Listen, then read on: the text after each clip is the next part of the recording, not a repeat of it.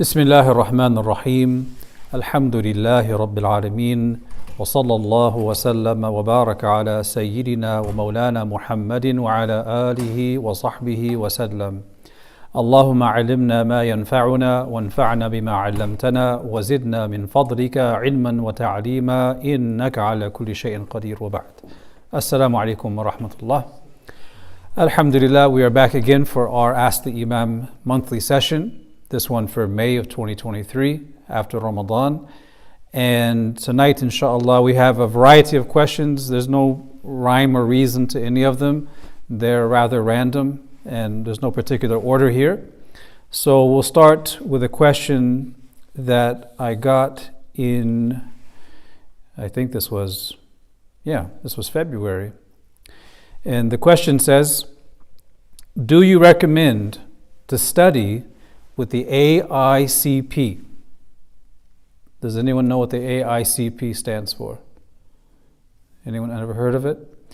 The AICP is the Association of Islamic Charitable Projects.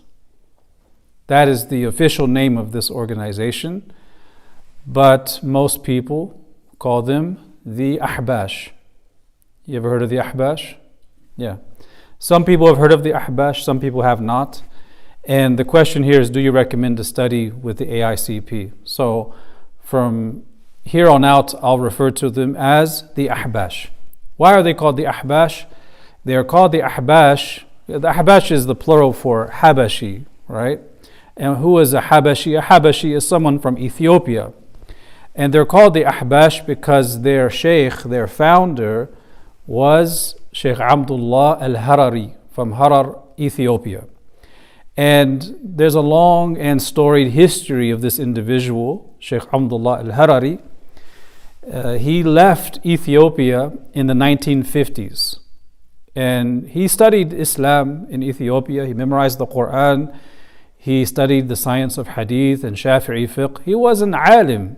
He was definitely an alim. However, he was also sahibu fitna. He was a person who stirred lots of controversy and caused lots of fitna in the different places he settled. And he left Ethiopia in the 1950s and settled in Damascus. And there in Damascus, he acquired fame as a scholar of hadith, writing rebuttals to a lot of the controversies and arguments and debates that were occurring in the 50s and 60s. He was writing rebuttals against Sheikh Nasruddin al-Albani. And this is how he became known. However, in Damascus, he caused a great deal of fitna among Ahl Sunnah, among the general body of the Muslims in Damascus, to the point where the ulama stood against him, and he was eventually forced to leave to go to Lebanon.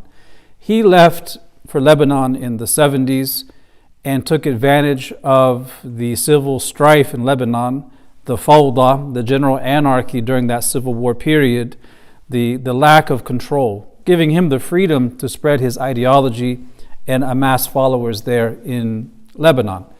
Because of the civil war, his fitna was basically left unchecked, and that's where he remained for the rest of his life. And it's difficult to summarize everything about this group, but basically, Sheikh Abdullah al-Harari and his group purported to defend the creed of Orthodox Sunni Islam. However, when you look at their approach and the positions they took, you realize that they were a cult and that they were also engaged in a lot of takfir. Takfir, expelling people from the fold of Islam, is expelling great scholars from the fold of Islam. And Harari and his group have gone on record in their books and in their speeches making takfir of many major ulama during their time, such as the scholar of tafsir Sheikh Muhammad Mutawalli al-Sha'rawi rahimahullah, the great scholar of tafsir in Egypt. They made takfir of him. They made takfir of Sheikh Muhammad Sa'id Ramadan al-Buti rahimahullah. They made takfir of Sheikh Wahb al-Zuhaili. and takfir of Sheikh Rajab ad-Din al-Naqshbandi of Damascus. And in Lebanon, they made takfir of the Mufti of Lebanon, who was appointed that position, whose name is Sheikh Hassan Khalid, who passed away, who was killed in 1989. So they called him a kafir, and they started making these placards that they're pasting in the different parts of the city, declaring him a kafir. And they were trying to run their own guy to take that position as the official Mufti of Lebanon. And he was pushing to have the residency of Abdullah al-Hariri revoked. And shortly after that, he was killed in a car bombing. And everyone points the fingers at the Ahbash, the AICP, this group of Abdullah al-Hariri. So he was sahibu fitna. He also made takfir of Sheikh Muhammad bin Alawi al-Maliki, rahimahullah, and Sheikh Yusuf al-Qaradawi, among others, Sheikh Ahmad bin Mustafa al-Alawi and others.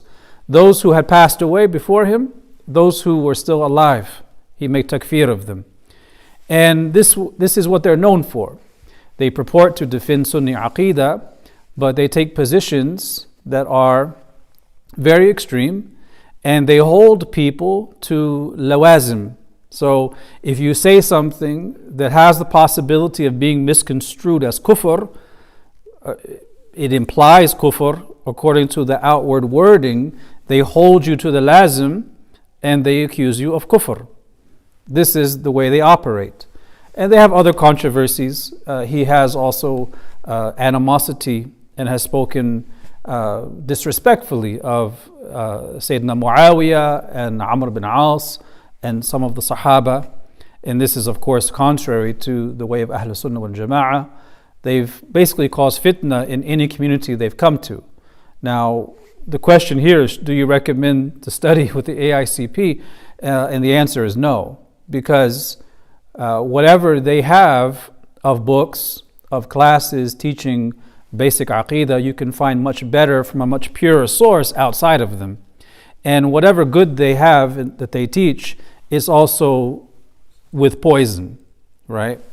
I remember many years ago, I met a convert, and he coincidentally is from Ethiopia. And he was in that group, that he came to Islam through knowing people in that group. And that's all he knew. And after a while being with them, he was accusing or thinking that perhaps many of the people of the masajid in the city were not actual Muslims, or their Islam is suspect. And I sat with him, and he and I spoke for a while, and I tried to get to the bottom of this. Why does he hold this position? And he said, well, they don't know the attributes that are necessary for Allah subhanahu wa ta'ala. Meaning, if you ask the average Muslim, what are as-sifat al-wajiba lillahi ta'ala, the attributes that are rationally and textually necessary for Allah ta'ala, right? You know, al-wujud, wal-qidam, wal-baqa, wal-mukhalafa, lil-hawadith, wal-wahdaniyya, ila akhirih. They don't know. Therefore, they don't know Allah. Therefore, they're not Muslim. So I explained to him, no, listen, if a person doesn't know how to list them out, they're still a Muslim as long as they believe those things intrinsically as Muslims. And alhamdulillah, this individual left that group and he was on the right way after that. So there are far better organizations and people to study with. So my advice to the questioner is, don't let their claims to uphold orthodoxy deceive you and lead you into their cult. And they are a cult. As far as I know, we don't have any of them here in the city of Pittsburgh, but we do have a masjid in Philadelphia that they run. And there's a lot of history about how they took over that masjid and a lot of controversy. So I would advise them to steer very clear of this organization and those associated with it. Wallahu a'lam. The next question is a matter of fiqh. The question says, Assalamu alaikum wa rahmatullahi wa barakatuh. Barakallahu feekum for this opportunity. My question is regarding prayer. During one of the Fard Ain courses, we learned that women should keep their arms as close to the body as possible. I was recently told about the hadith in which the Prophet ﷺ reportedly said, do the prostration properly and do not put your forearms flat with elbows touching the ground like a dog. This is in Sahih Bukhari. The questioner asks, may I please know if this applies to both men and women, or should women place their forearms on the ground? So the answer is that we go back to the Fard Ain course we did, and we were teaching the fiqh of prayer according to the standards codified in the school of Imam Abu Hanifa rahimahullah. And in the Hanafi school, there's a principle governing women's posture in prayer. And that principle is maximizing modesty. This is the principle that governs women's posture in prayer according to the Hanafi school. Maximizing modesty, which means that the movements are going to be somewhat different from that of men. The postures will be different from the postures of men in order to maximize modesty. Where does that come from? Well, according to the Hanafi school, this comes directly from certain athar, certain reports that are recorded from some of the Sahaba and some of the Tabi'un, much of which is recorded in the Musannaf of Ibn Abi Shayba, mentioning the different postures of women compared to men in the prayer. So as with regards to this positioning of the arms in sajda, in the Hanafi school, for women, the ideal is for them to draw their arms in. So the arms are drawn in and the arms are down like this in sajda, contrary to men where they're basically flared out somewhat, or like this, right? They're out, they're not folded in. So the answer to the question is that there's no real contradiction between the Hanafi position of the woman's posture in sajda and this hadith. These two, the hadith is, or the posture in the Hanafi school for women is not a replica of what's described in this hadith. Because the hadith is describing a person putting their arms flat and out, not drawn in like this. So there's no contradiction between the hadith and the fiqh position of the Hanafi school with respect to the woman's posture in sajda. Wallahu a'lam. The next question concerns Hajj. The questioner says, if one is capable of saving enough money for Hajj over time, but doesn't save until they have enough, and instead spend it on holiday, for example, are they sinful? For example, if Hajj costs $10,000 and they can save that in a year, but every time they save $5,000, they spend it on something like a holiday. Preferably answer according to the Hanafi school, Jazakallahu khairan. And this question comes from the UK. So I'm going to give the Maliki answer and I'm going to give the Hanafi answer to this. The question is pretty clear. If you have enough money to go for Hajj and you take half of it and go on holiday, are you sinful? So the question, when you boil it down to its essence, is when is Hajj obligatory? And if you have the financial means, are you sinful if you don't act on it ala fawr, immediately, as soon as possible? Now, according to the Maliki school, those who fulfill the preconditions for the obligation of Hajj, then the obligation of Hajj itself is a bit expansive, right? We have certain obligations that are very time sensitive, mudayyiq. And then you have obligations that are not so time sensitive, muwassa'. For example, and this is one we gave as an exercise, if you have not just obligations but other things too. The example we gave a couple of years ago is, let's say you come to the masjid and the jama'ah has prayed dhuhr. You haven't prayed dhuhr yet, and there's a janazah. If you pray dhuhr, you're going to miss the janazah. And if you go to the janazah, it's going to, delay your dhuhr. So which one do you do? Do you A, pray dhuhr and miss the janazah? Or do you pray the janazah and just pray dhuhr later on? Which one do you do? Do dhuhr? So you're going to miss the janazah, all right? Okay, so dhuhr is fard and the janazah is sunnah. It's not fard. So that's one way of looking at it. But the obligation of dhuhr, is it so time sensitive that you would miss dhuhr if you went for the janazah? Or could you pray the dhuhr after and you still have time?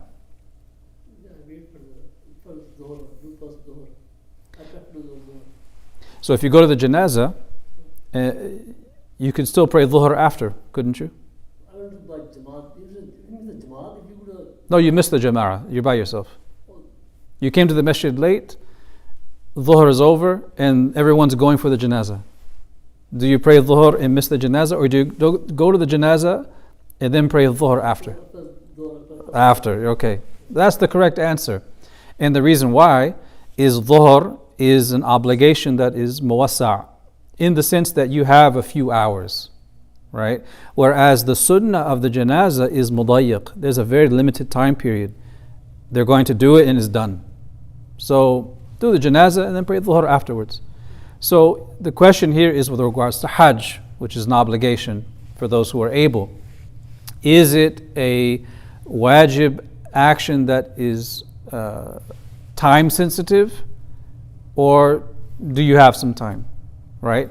In the Maliki school, it is seen as muwassa'. It's seen as expansive. It's not time sensitive. And in the Maliki school, it is said that it is expansive up until you reach 60 years of age. If you reach 60 years of age and you have not performed Hajj and you have the means to perform Hajj, you're now sinful. Because you have the means and you've reached that age. Why the age 60? Well, the age 60 is not arbitrary.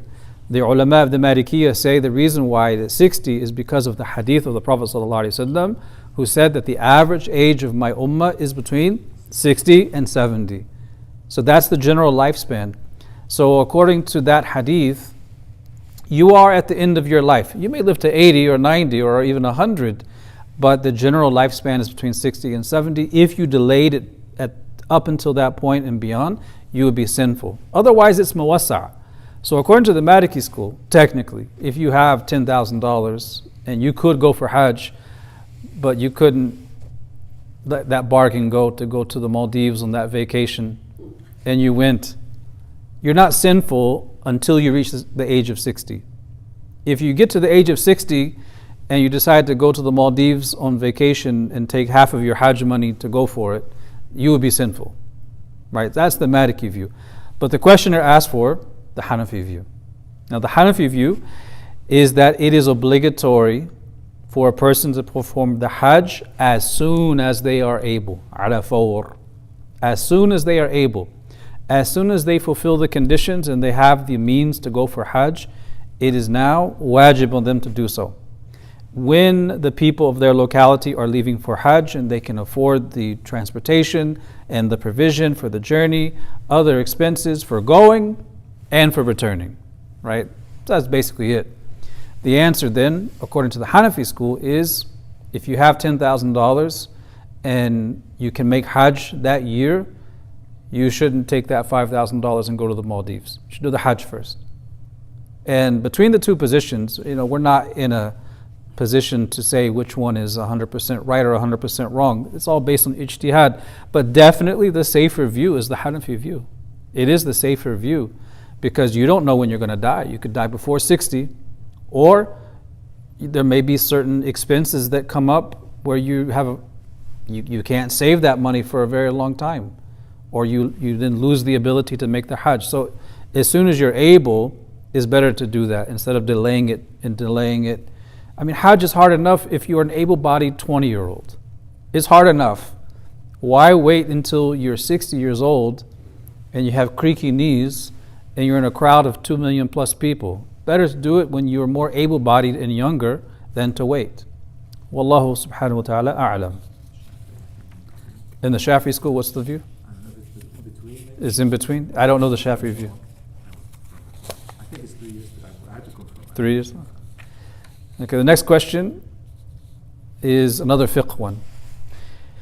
The questioner says, is it obligatory for men to wash with water after urinating? Context.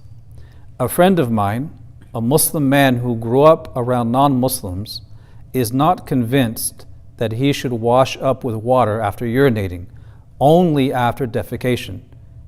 He is very spiritual, but does not believe that this is an essential teaching in Islam. So there's a short answer and there's a long answer, and I'll save the long answer for some other time. Imam al-Ghazali goes into this long answer in his Ihya Ulumuddin in book 2, in the book of Ibadat, when he talks about the issue of water and istinja and istijmar and the way of the early generations. But basically, in our fiqh, in our law, we have two means of removing impurities. Number one is istinja, which is using water.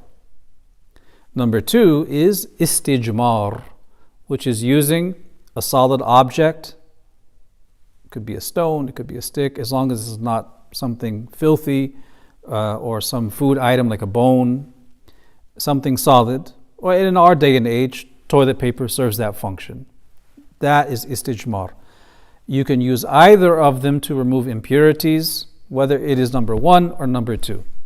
Now the fuqaha do give some details, and they say that if the impurities spread beyond the orifice, then you have to use water. But if they do not spread beyond the orifice, then a solid object suffices. So in this case, toilet paper would suffice. A person would not be blameworthy in any way if they did not use water and used instead toilet paper. Now, in most Muslim cultures, water is the default, and the ideal is to combine between water and something solid. But especially in the early generations when water conservation was definitely an issue, and also there were some exaggerations in water, you find the Salaf were not so obsessive as many people are with water, right? And there's leniency here. So the answer is that as long as the person has done istibra, meaning they have removed whatever impurities are on their member or on their body when they relieve themselves, if they use water, that's good. If they use a dry, solid substance, toilet paper, that's good. If they combine between the two, that's better. So for this individual, the person is asking about, he says he's not convinced that he should wash up with water after urinating, only after defecation. He should know that the ideal is to use water in both cases and to use something like toilet paper. But if they didn't, and as long as the impurities are removed, they've done istibra and they've used it properly, an odd number, 3 or more, then they have done their duty, right? And that's the short answer. Wallahu subhanahu wa ta'ala a'lam. The next question, a little bit different. This person says, Assalamu alaikum wa rahmatullah. My question is, when we are given the tawfiq, meaning the ability and the success from Allah, to do additional ibadah to our Rabb, our Lord, through sunnas and wajibs, what is the legal ruling on abandoning them? Will we be sinful and accountable? Is it considered ingratitude? For example, would trimming the beard after having a long one for years, and there's something omitted here, would it be sinful? Thank you all for us non-Arabic speakers. May Allah reward you. Ameen. This is coming from Toronto. So this question is actually a little bit mixed up. So we note that the questioner says, when we're given the success to do additional ibadah through sunnas and wajibs, what's the legal ruling on abandoning them? Is there a difference between sunnas and wajibs? Absolutely. Absolutely. A sunnah, in the most general sense, we would define as something that is recommended, and compared to a wajib, which is obligatory. So the ulama of usul, they would categorize sunnah here as something mustahab, recommended, and wajib is obligatory. And Imam al-Juwayni, in his waraqat, he defines the wajib and mustahab by looking at the lazim, the implication of doing it or leaving it, and says that the wajib is that which, if you do it, you receive a reward from Allah Ta'ala, and if you purposely leave it, you earn a sin. Right? That's the implication. And the mustahab, the recommended, is something that if you do, you get a reward from Allah, and if you do not do it, you don't get a sin. Right? So there's going to be a difference between a person who consistently does a sunnah practice and then leaves it, and a person who does a wajib action and then leaves it. Right? This is from one perspective. Now, with regards to sunnah practices, there's something that many people are not aware of, and that is the asl, the default and the ideal is that if you adopt a sunnah practice regularly, you should adopt it for life. Right? So if a person adopts fasting on Mondays and Thursdays as a consistent sunnah practice, the ideal is that they consistently fast on Mondays and Thursdays. You can fast a Monday and a Thursday here and there in your life. That's fine, that's good. But if a person adopts a sunnah as a regular practice, they shouldn't abandon it. And we have a hadith from one of the Sahaba who had adopted voluntary fasting, and he came to regret it. Because in his understanding and the understanding of the Sahaba, when you adopt that regular sunnah practice, you stick to it until the very end. And adopting fasting as this regular devotion, he was regretting it later in life because he was getting weaker and weaker and the fasting was getting harder and harder.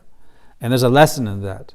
We should be eager to do those voluntary things, but we should also be mindful of what we are able to do consistently, because that's the most beloved to Allah Ta'ala, as the Prophet ﷺ says in the hadith, that the best of actions and the most beloved of them to Allah are adwamuha, the ones that are most consistent, wa in qal, even if they're few. That's the asl, or the ideal. Also, there's a distinction to be made between sunnah practices as recommended actions, like fasting on Mondays, fasting on Thursdays, and so on, and the highly emphasized sunnahs, right? The sunnah mu'akkada. According to the ulama, and this differs across these legal schools, there is a legal ruling for the one who purposely and consistently leaves the highly recommended sunnahs. What are the most common highly recommended sunnahs? The rawatib, right? The prayers, the sunnah prayers that we offer before or after the five obligatory ones. So the 2 rak'ahs before Fajr, right? The 4 and the 4 or 2 after Dhuhr, the 2 after Maghrib and 2 after Isha, right? These are highly recommended. According to the Hanafi school, for instance, if you purposely leave those, consistently leave them, that is sinful. Not because the sunnah mu'akkadas are wajib, but because they're at such a degree of importance that to purposely leave them is a kind of neglect that is sinful. Now, the other schools don't have that same position, but there's a difference here between those highly recommended sunnahs and the sunnahs that are recommended but not at that category of importance. Fasting Mondays and Thursdays, for instance. So that's with regards to sunnahs in the general sense, and then the highly recommended sunnahs. The questioner is also asking about wajib actions too. So we could reword the question a little bit and say, if we're given tawfiq to do additional ibadah through wajibat, obligations, what's the legal ruling on abandoning them? Well, abandoning a wajib is sinful. It is haram. And he gives an example here. He says the example will be trimming the beard after having a long one for years. Now, the issue of the beard is a separate topic. Right? What is the ruling across the 4 legal schools of Sunni Islam for keeping the beard for men? And we could summarize the positions very quickly and say that of the 4 legal schools, the strictest is what school? The Hanafis. The Hanafis are the strictest in this regard because for them it is wajib to have, well, the issue is not, if you don't have hair, you don't have hair, but the wajib is that you don't cut the beard except what grows past a fistful, what you can grab with your fist. So for you to cut more than that, it will be seen as sinful, right? And there's some internal Hanafi debate about this between some of the ulama of Hind and Pakistan and Turkey and Syria, but the general position in the Hanafi school is that, is the strict view. The Malikis, it's in between. One should have what is called a beard, but the beard is defined as what is between the jawbones as a minimum because of liha. The linguistic meaning for lihya is that which is between the jawbones. If a person cuts it or trims it, as long as they have what is called a beard and it's not considered disfigurement by shaving it off, then that's fine. Otherwise, it would be seen as sinful. The Shafi'i school, from my understanding, is that anything that is called a beard is a beard, even if it's trimmed, and that shaving the beard is makruh. In the Hanbali school, I'm not too aware. It's probably similar to the Shafi'i school, but I don't know. And that's a long discussion. But generally, if we assume the questioner is Hanafi, I'm making an assumption here, that's the strictest position. And they would say that for a person to trim it beyond a fistful would be sinful. Wallahu subhanahu wa ta'ala a'lam. All right. Next question. This is an interesting one. It says, Assalamu alaikum wa rahmatullahi wa barakatuh. Imam, my question to you is it fard, wajib, mustahab, or haram for the female partner, the wife, to change her school of thought, her madhab, so the madhab that she follows, to match her husband's madhab if prior to marriage they were both following different legal schools? My wife is Shafi'i and I am Hanafi. Good luck. We have been married since 1 year and she is still following the Shafi'i madhab. Is it true that if we both made wudu and touched each other, my wudu will not break, but hers will? Please put some light on this. Jazakallahu khair. This question comes from Mumbai, India. I know there are Shafi'is in India, but I didn't know there were any in Mumbai. The Shafi'is in India are in Kerala, in the south, right? So let's have what is the tasawwur of the question? How do we conceptualize this? The wife has a particular madhab. Let's say she studied this madhab, she learned this particular legal school to give some structure to her daily practice of Islam, her wudu, her salat, and so on. And it works for her. The husband did the same, but it's a different madhab.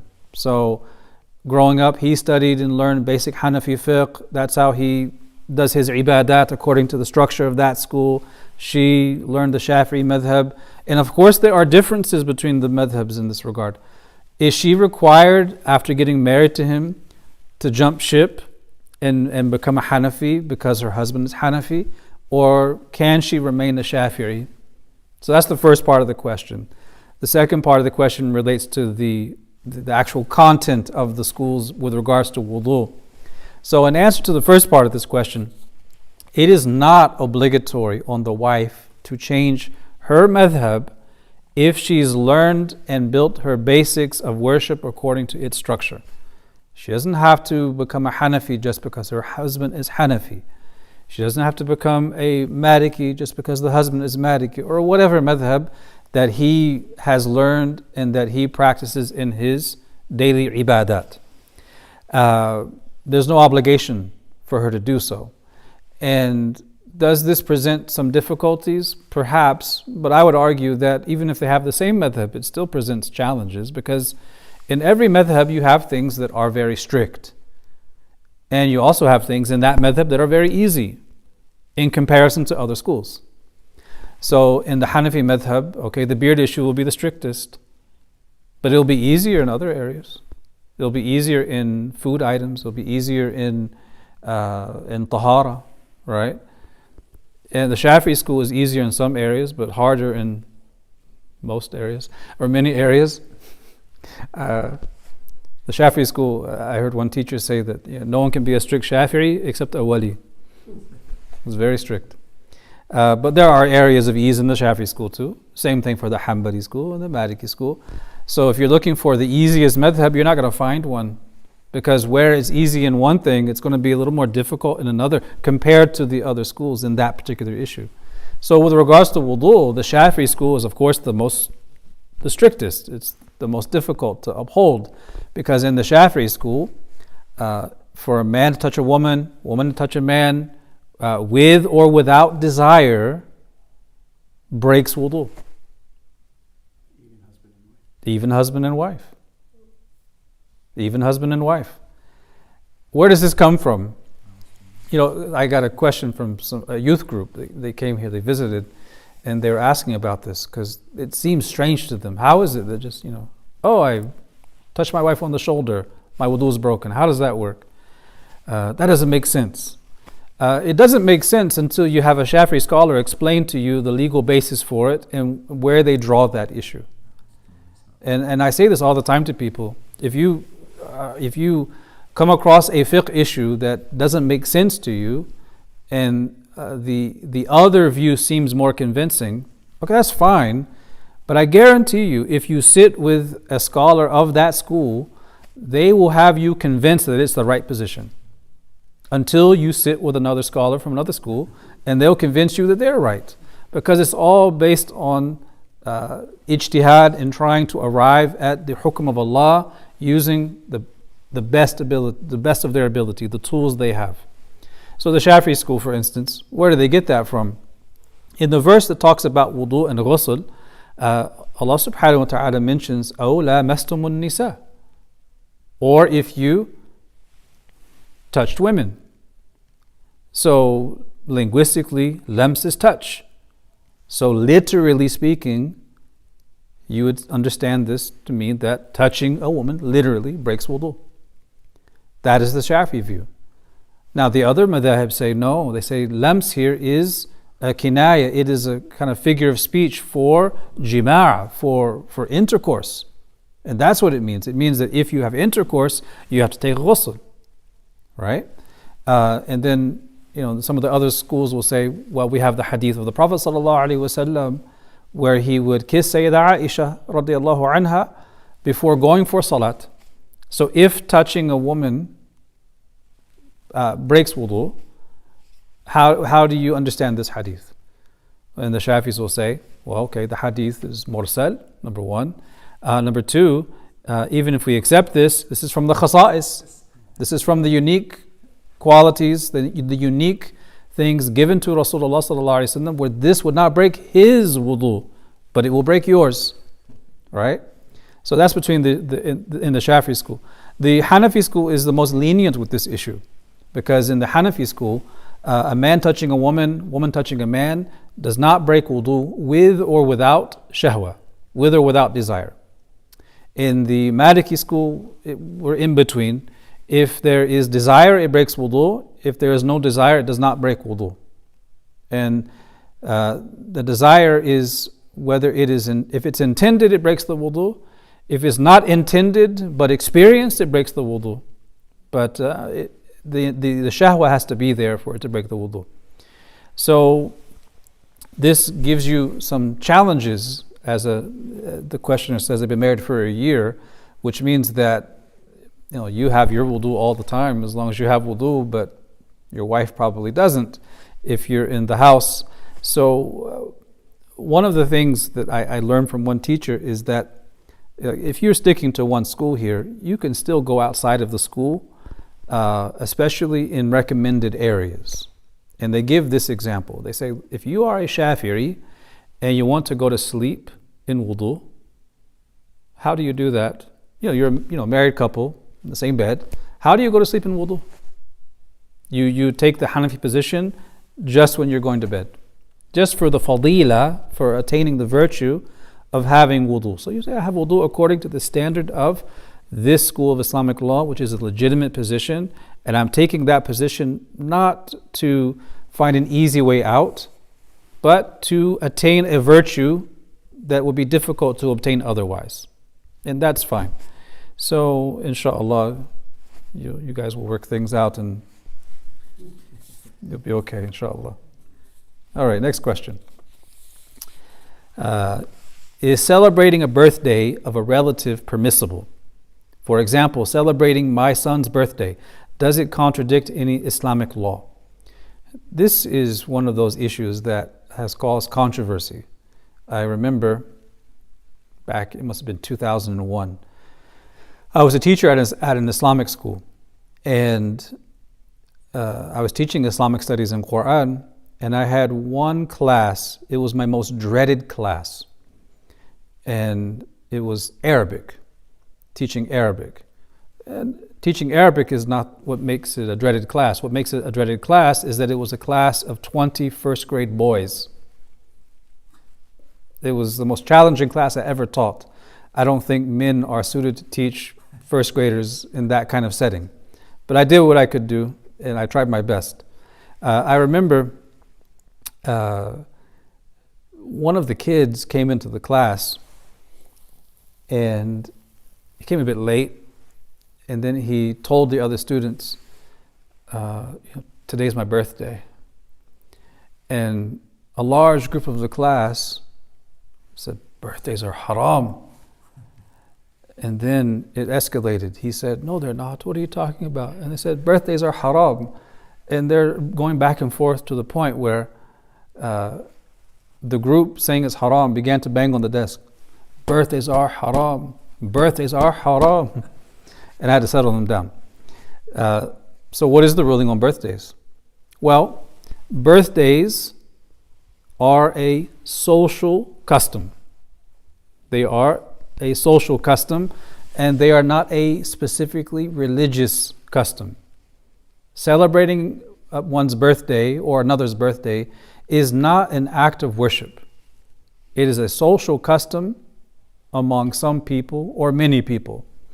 As such, because it's not a religious custom but a social custom, it is permitted to participate in birthdays as long as they are free of anything haram. If the birthday has anything haram in it, then that participation would be haram because there's haram in it. But if there's nothing haram, nothing blameworthy, it is a social custom, not a religious one. And so we would say it's permissible. No one is making up something and introducing it into the deen and saying that this is something that is praiseworthy in Islam. We're saying that this is a social custom within certain cultures. And as long as that cultural practice is free of anything blameworthy, then the asl, the default, is that it is mubah, it is permitted, it's neutral. And that's the position that I take and I give to others. Wallahu a'lam. Next question is fiqh again. The questioner says, I came across a fiqh ruling through a friend that says there is no zakat on gold jewelry that women wear daily. In my knowledge, all gold and silver has zakat. All saved cash over the nisab limit has zakat if it completes the year sitting without change in amount. My friend even showed some videos of some scholars too. I'm not very knowledgeable in scholars and their background, so I need a clear answer to not mess up my practice. And then they give me a link to a YouTube video of a scholar or a person purported to be a scholar. It was all in Urdu, but I was able to figure it out.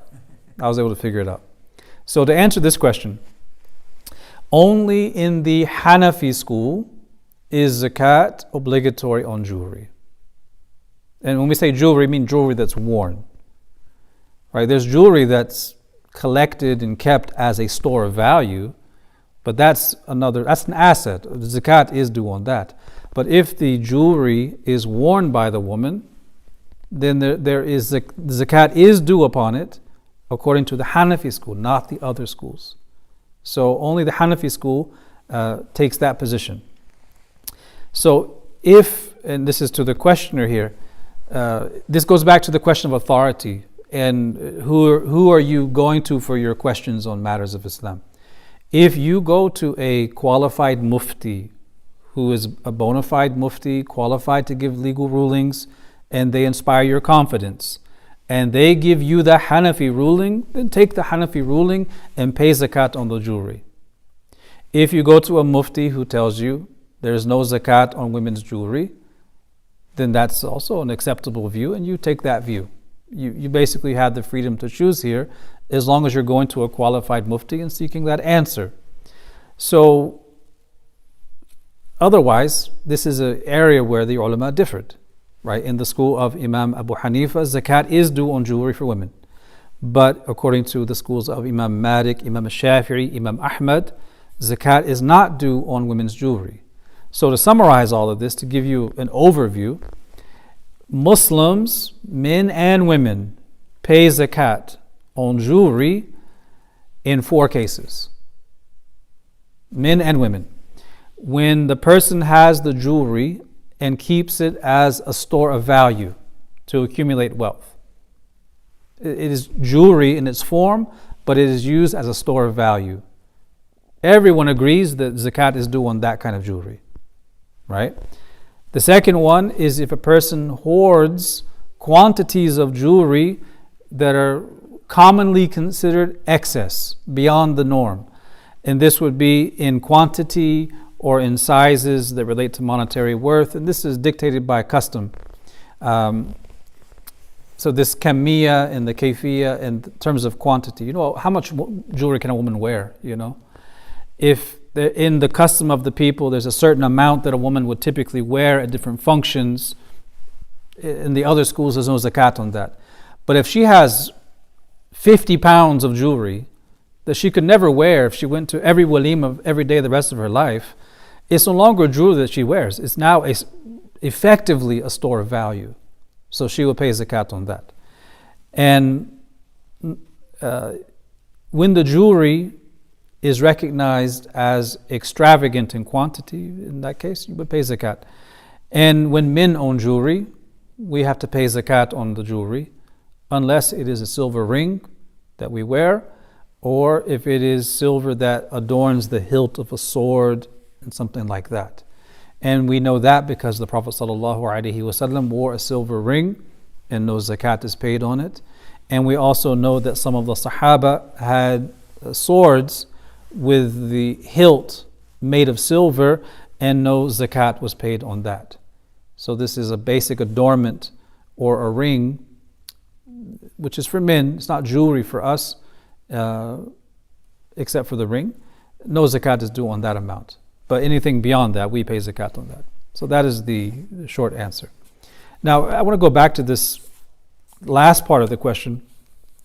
The questioner said, my friend showed me some videos of some scholars too. And I'm not very knowledgeable in scholars and their background, so I need a clear answer to not mess up my practice. So I looked at the video you sent, whoever you may be, and the video was in Urdu. And while I do not know Urdu, I was able to listen and gather and pick out the names and references, and I was able to gather from that video and other videos of that person and how they presented and the names they brought up, and the conclusion I came to is this person's not a scholar.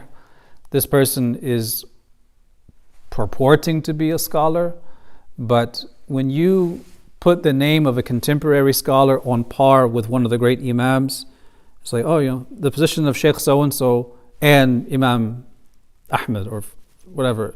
Or when they make the opinion of one scholar who died in the 1990s the only view to consider in light of the great tradition of the 4 imams, that does not lend a lot of credibility to the speaker because it's a matter of proportionality. This latter-day scholar is very minuscule in status compared to the great imams and the mujtahids of the schools. So from that I gathered that this person is not really a trained scholar. So I would advise that person to be careful who you take your deen from, because not everyone who speaks on authority regarding deen is qualified to do so. And if a person presents the views and gives their preference, that's fine. But to act as if the latter-day scholars from who are alive today or who died in the 90s are the arbiters of differences of opinion among the great imams, that's a mistake. Because there's an attitude some people have. The attitude is, okay, well, the schools differed on issue X. And this school said this school said that. But Sheikh Fulan, who died in 1999, who's not a mujtahid, well, his opinion is the opinion. As if a scholar coming in the 20th century can end for once and for all of the prior ikhtilaf between the imams. This is preposterous. So you have to be very careful.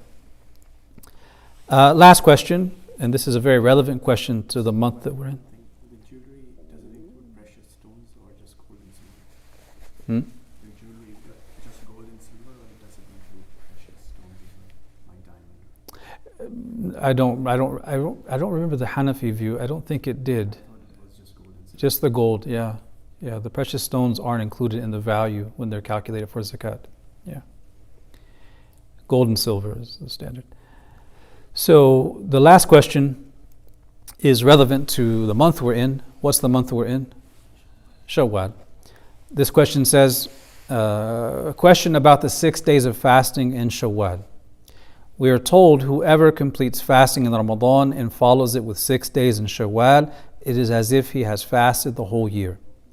The explanation I usually hear from speakers online is because deeds get multiplied by 10, so 10 times, here it says 10 times 36 is 360 days. By this logic, why can't any 6 days throughout the rest of the year count instead of it just being Shawwal? Is the multiplication worth more during this month? Please explain. Or am I just overthinking it? The answer is no, you're not overthinking it, because this highlights one of the differences about how we understand that hadith.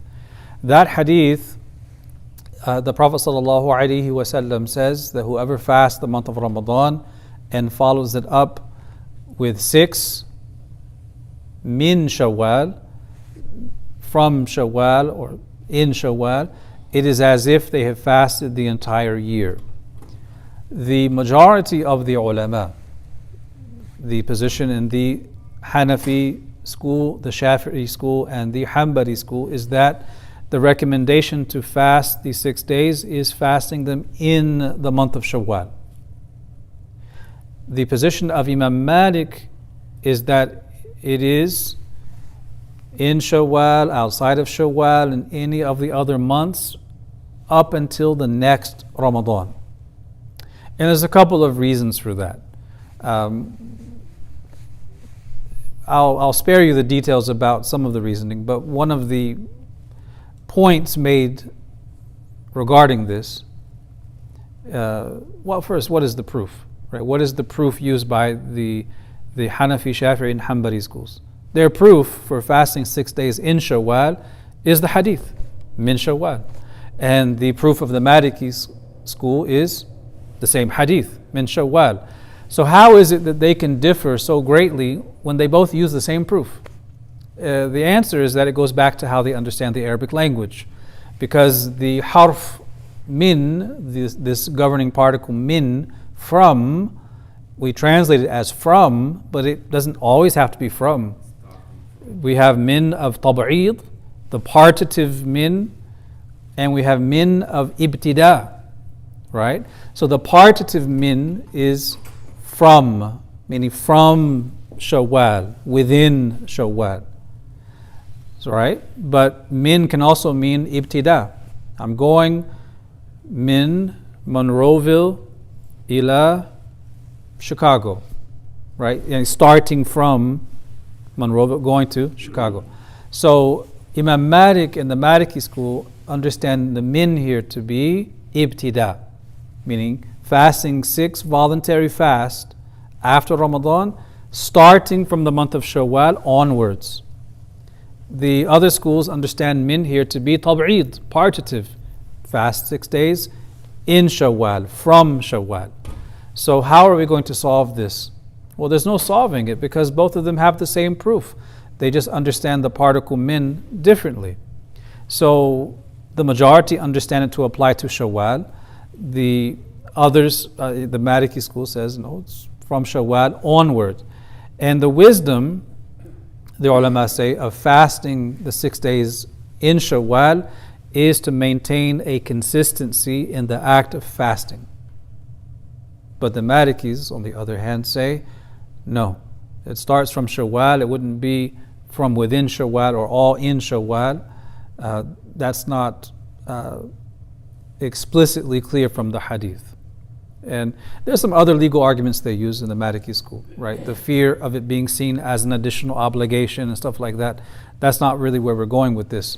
But the questioner is saying, am I overthinking it? You're not overthinking it, right? And that difference of opinion exists, although the majority say fasted in Shawwal. But the idea here is maintaining the consistency of fasting as a spiritual practice after Ramadan. Have you ever noticed that, okay, the first few days of Ramadan can be a little tough, but by the time you're 20 days in, 25 days in, a lot of people feel, I could do this every day. You're now in the flow. Your body is now used to getting up at a certain time, taking suhoor. Your body is now used to going through the day without food or water. And you think, well, I could maintain this even after Ramadan. So fasting 6 days in Shawwal is maintaining the fast as an act of worship and being consistent in it after Ramadan when your body's still accustomed to fasting. Right? That's how the ulama explain it. And a person receives the reward as if they fasted the entire year because of the multiplication of rewards over those days. Wallahu subhanahu wa ta'ala a'la wa a'lam wa sallallahu wa sallam ala Sayyidina Muhammad wa ala alihi wa sahbihi wa sallam.